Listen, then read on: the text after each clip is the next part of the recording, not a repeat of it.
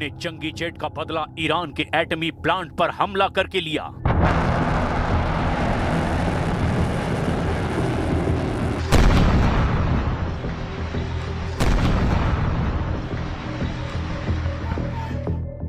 क्या पायलट का बदला एटम बम फोड़कर लेगा सुपर पावर?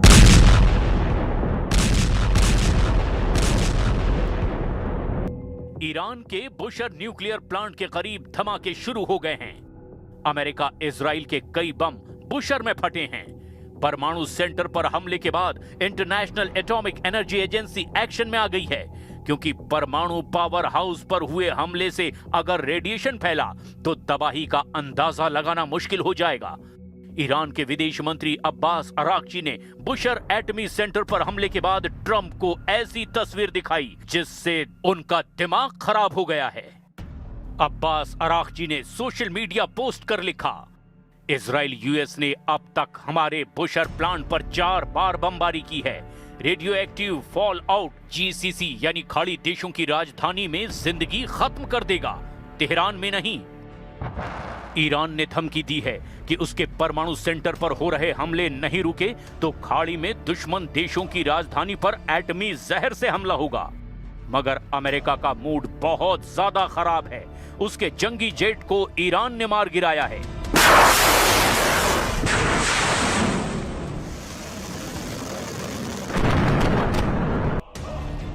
जेट पर सवार 2 में से 1 पायलट ईरान में लापता है।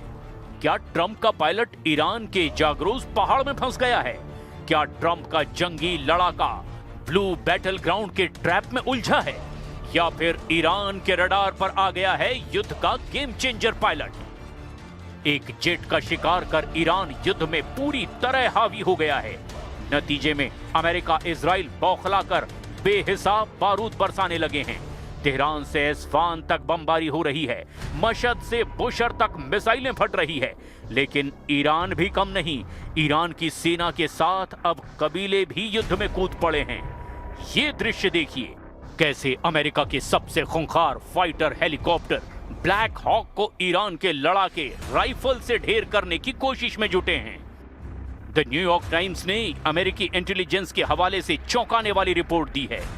रिपोर्ट के मुताबिक अमेरिका इजराइल के हवाई हमलों से बचने के लिए ईरान ने नकली हथियार तैयार किए हैं। रिपोर्ट में कहा गया कि जमीन के नीचे बंकर और साइलो के डुप्लीकेट बनाकर ईरान असली हथियारों को छिपा रहा है। हथियारों के डमी डिपो बना करके ईरान ने घातक मिसाइलों को सलामत रखा हुआ है। ईरान इसीलिए हर दिन 30 बैलिस्टिक मिसाइलों और 100 से भी ज्यादा आत्मघाती ड्रोन से हमला करने में कामयाब हो रहा है।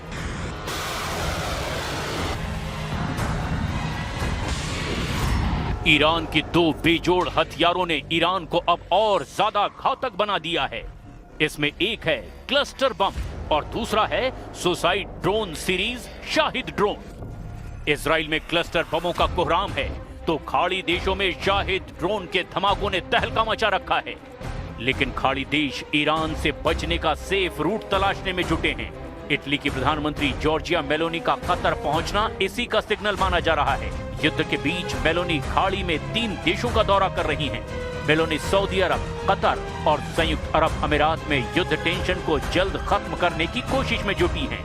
लेकिन ये सभी कोशिशें किसी काम नहीं आएंगी अगर अमेरिका के पायलट को कुछ हुआ तो। ट्रंप ने ईस्टर के मैसेज में ये क्लियर कर दिया कि वो दुश्मन को हावी नहीं होने देंगे। Knowing that in the end, evil and wickedness will not prevail, in the spirit of joy and renewal this Easter. America फिलहाल बैकफुट पर है। उसका पायलट मिसिंग है। सर्च ऑपरेशन में जुटे ट्रंप फोर्स की उम्मीद है कि पायलट सही सलामत होगा, क्योंकि अमेरिका अपने पायलट को दुश्मन के इलाके में जिंदा रहने का हर पैंतरा सिखाता है। मिसिंग पायलट का जिंदा रहना उसे मिली ट्रेनिंग और जेट में मौजूद सुरक्षा सिस्टम पर काफी हद तक लागू रहता है। अमेरिका अपने फाइटर पायलट को बचाने के लिए SCRE सिद्धांत पर काम करता है, जिसके मायने हैं SCRE survival, escape, rescue and evasion. ये सिस्टम सिर्फ एक किट तक सीमित नहीं है, ये एक मल्टीलेयर सिस्टम है। जिसमें फाइटर जेट के एजेक्शन सीट के नीचे लगी लाइफ सेटिंग किट। पायलट जिस ड्रेस को पहनता है वो सूट सबसे अहम है। इसके साथ SCRE में पायलट का हेलमेट, रेडियो और उसके पास हथियारों से ये सिस्टम चलता है। खुद को जिंदा रखने के लिए पायलट को रक्षा, पलायन, बचाव और चकमा देने की कला में माहिर बनाया जाता है।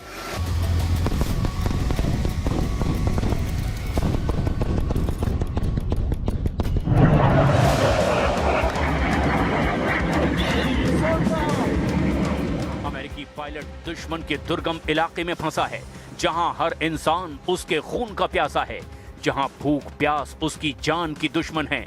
तो फिर पायलट खुद को कैसे लंबे वक्त तक बचाए रख सकता है? पायलट के सर्वाइवल किट में सबसे काम की चीजें होती है। सर्वाइवल किट इजेक्शन के दौरान पैराशूट के साथ ही खुलती है। जमीन पर पहुंचने के बाद यह पायलट की लाइफ लाइन बन जाती है, क्योंकि किट में कम्युनिकेशन और नेविगेशन के सभी साधन होते हैं।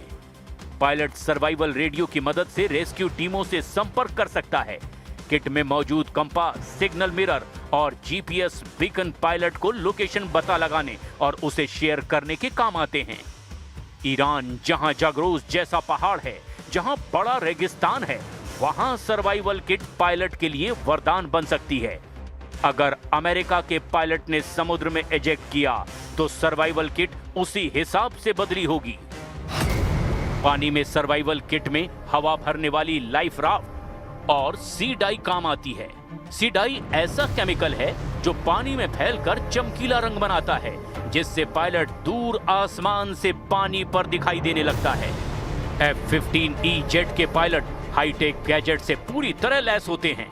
दुश्मन के इलाके में फंसने पर ये गैजेट सबसे कारगर साबित होते हैं। इन्हें भी जान लीजिए कि आखिर कौन से गैजेट इनके पास मौजूद हैं।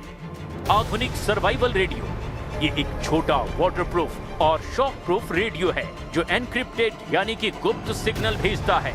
बचाव दल को मिसिंग पायलट की सटीक GPS लोकेशन भी रेडियो भेजता है, जिससे दुश्मन को पायलट का पता लगाना बहुत मुश्किल हो जाता है। लाइटवेट GAU-5A सर्वाइवल राइफल, ये एक खास तरीके से डिजाइन की गई M4 स्टाइल की कार्बाइन राइफल है। इसे इस तरह बनाया जाता है कि ये आसानी से इजेक्शन सीट के नीचे फिट हो जाती है। इसे सेकंड्स में बिना किसी औजार के जोड़ा जा सकता है। ये दुश्मन से लड़ने के लिए नहीं, बल्कि खुद को बचाने और शिकार करके भोजन जुटाने के लिए होती है। इंफ्रारेड IR सिग्नलिंग उपकरण, इसमें खास तरह की ग्लो स्टिक्स और स्ट्रोब लाइट होती हैं, जो सिर्फ इंफ्रारेड स्पेक्ट्रम में चमकती हैं। इंफ्रारेड रोशनी सिर्फ उस विशेष नाइट विजन गॉगल्स यानी कि NVGs से देखी जा सकती है जो अमेरिकी बचाव दल के पास होते हैं। ये अंधेरे में दुश्मन को चकमा देकर रेस्क्यू टीम को सिग्नल भेजती हैं। सैटेलाइट बेस्ड पर्सनल बीकन, ये एक छोटा उपकरण है जो सीधे सैटेलाइट से संपर्क करता है। अगर रेडियो काम ना करे या पायलट बहुत दूर हो तो ये बीकन ग्लोबल सैटेलाइट नेटवर्क के जरिए रेस्क्यू हेडक्वार्टर को सीधे अलर्ट भेज देता है कि आखिर पायलट कहां है। ये दुनिया के किसी भी कोने में काम करता है। मेडिकल क्विक क्लॉट और ट्रॉमा किट, इसमें क्विक क्लॉट, कॉम्बैट गॉज जैसी आधुनिक चीजें होती है, जिसमें एक कैवलिन होता है जो खून के संपर्क में आते ही उसे तुरंत जमा देता है। इंजेक्शन के दौरान गंभीर चोट लगने से खून बहने से रोकने के लिए इसका इस्तेमाल किया जाता है।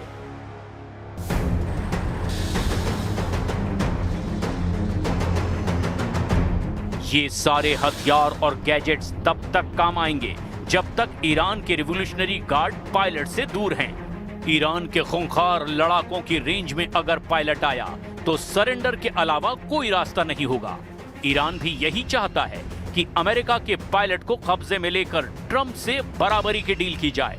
इसीलिए ईरान ट्रंप के पायलट को पकड़ने पर इनाम भी बढ़ाता जा रहा है। ईरान की सेना और इस्लामिक रिवॉल्यूशनरी गार्ड कॉर्प्स दुश्मन के सैनिक को पकड़ने और मार डालने पर इनाम का ऐलान कर चुका है।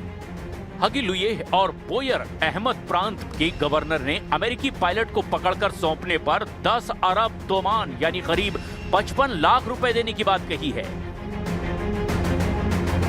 ईरान पायलट को बंधक बनाएगा या अमेरिका अपने पायलट को बचाएगा, ये तो सही वक्त पर ही पता चलेगा। लेकिन ईरान जिन हथियारों से अमेरिका को झटका दे रहा है वो चौंकाने वाले हैं। मीडिया रिपोर्ट में जो दावे हैं उनसे पेंटागन बहुत परेशान है। ईरान ने अब तक अमेरिका के जिन महंगे हथियारों को मार गिराया उनकी लिस्ट हर दिन बढ़ती जा रही है। ताज्जुब की बात तो यह है कि ईरान सबसे घातक कहे जाने वाले जेट को जुगाड़ की तकनीक से ढेर कर रहा है।